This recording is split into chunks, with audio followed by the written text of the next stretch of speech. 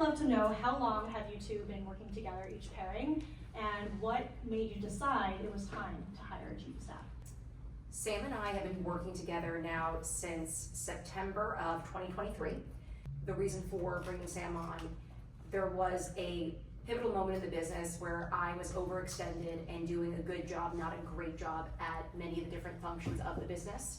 And I do think there's a lot of moments where there is this kismet energy that happens where when I started to look for that person who could be a generalist but also share in my vision for the company, it just so happened that I got a DM from Sam. And I had been interviewing a bunch of different individuals to fill what would be known as the chief of staff. But I actually went into it not necessarily defining the role, just seeing who would fit into the right space. And I think that when I met Sam, I realized that she really was one of the rare individuals who was a mile deep in so many different functions, that she was going to be able to step into the role of chief of staff successfully. And I know we're going to get into it, but I think it's really important to define what that is for each company so that whoever you bring on can actually perform and be judged correctly.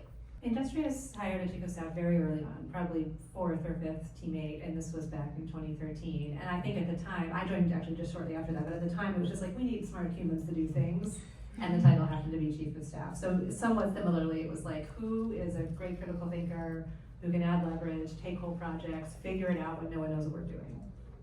And how long have you and 𝗬𝗵𝗶𝗲 been working together? We've been working together for about 6 months, but in that time we have been acquired, we have restructured, we've opened in a few new countries, and we're working on figuring it out all together.